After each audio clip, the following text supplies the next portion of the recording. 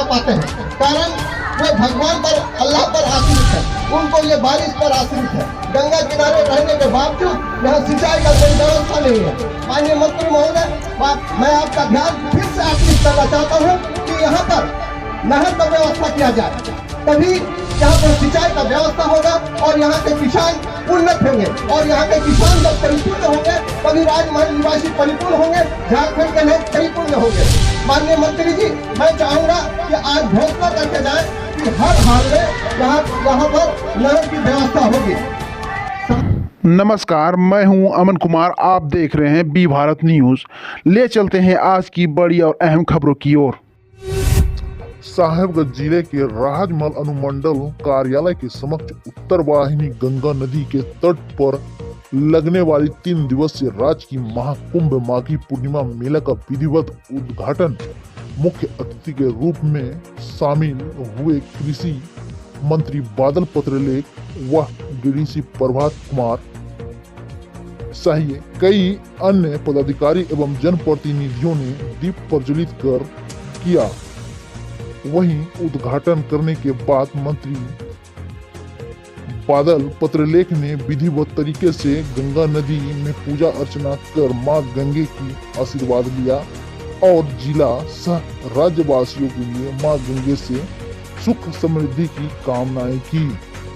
इसके बाद राज्य के कृषि मंत्री बादल पत्रलेख ने मंच को संबोधित कर राज्य सरकार की हर योजनाओं को धरातल पर उतारने की बात कही। इस दौरान डीएफओ मनीष तिवारी, एसडीओ रोशन कुमार सहित कई अन्य पदाधिकारी व जनप्रतिनिधि शामिल रहे।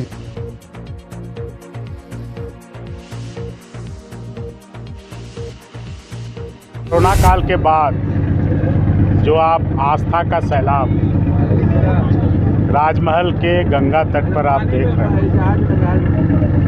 तो निश्चित रूप से आने वाले दिनों में हमें आपके सहयोग की ज़रूरत है। सरकार पूरी तरह से गंभीर है कि झारखंड में भी संथालों का एक कुंभ लगता है।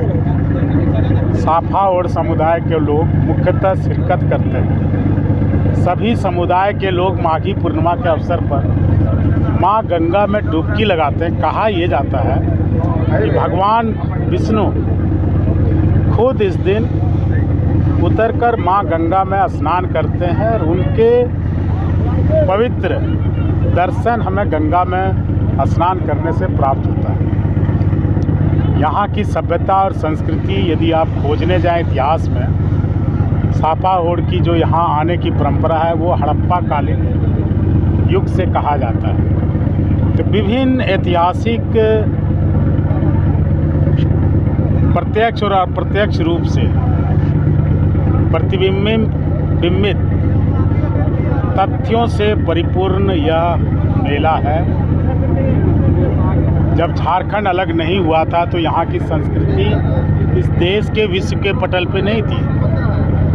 झारखंड अलग होने के साथ यहाँ की संस्कृति ने इस देश में और विश्व में भी ख्याति पाई।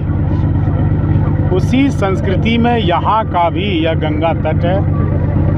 हम बाबा बासुकीनाथ, बाबा वैद्यनाथ और यहाँ जो आस्था का सैलाब देख रहे हैं, तो हम यह कह सकते हैं कि आने वाले दिनों में देश को एक और कुंभ का पता चलेगा जो वर्तमान में मौजूद है हमारे राजमहल में साहेबगंज।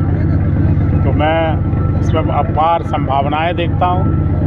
माननीय मुख्यमंत्री जी की नज़र है, आलमगीर आलम साहब की नज़र है, हम सभी मंत्री की नज़र है कि आने वाले दिनों में साहेबगंज को आध्यात्मिक, धार्मिक, पर्यटन और कृषि क्षेत्र में विकसित करें, ताकि आप देखेंगे कि 5 साल बाद यदि किसी शहर का भविष्य है तो उसमें साहेबगंज का राजमहल अग्रणी श्रेणी में आता है। उधवा का अभ्यारण्य, यहाँ का जामा मस्जिद, मोती झरना, माँ गंगा के पावन तट पर शुमार और न जाने कितने सरीखे ऐसे ऐतिहासिक चीज़ हैं जिसको दर्शन करने का मन करता है। लोगों को धीरे धीरे पता चल रहा है, लेकिन आने वाले दिनों में यहाँ के इकोनॉमी को ये पुष्ट करेगा। 15 दिनों तक चलने वाली यह मेला, जो राजकीय मेला 3 दिनों का घोषित है, यहाँ के अर्थव्यवस्था को मजबूत करेंगे। हजारों हजार दुकानदारों को रोजगार मिलता है। इस दिन का वो सालों से इंतज़ार कर रहे थे। 2 साल कोरोना में जो लिमिटेशंस आया था, उसके चलते उनके चेहरे पे निराशा थी। आज उनके चेहरे पर आप खुशियाँ देख सकते हैं। हम सभी से सहयोग करते हैं। हम पहले से बेहतर हर साल कर रहे हैं और बेहतर सुविधा देने का प्रयास करेंगे। सर, यहाँ के जनप्रतिनिधियों ने एक मांग उठाया सर, यहाँ नहर को लेकर। इस साहिबगंज में सर गंगा तो है, लेकिन आसपास नहर नहीं है, जिसकी वजह से सर खेती भी नहीं हो पाती है। उसको लेकर सर क्या? जल संसाधन विभाग का इस ओर मैं ध्यान आकृष्ट कराऊंगा, माननीय मुख्यमंत्री जी का ध्यान आकृष्ट कराऊंगा।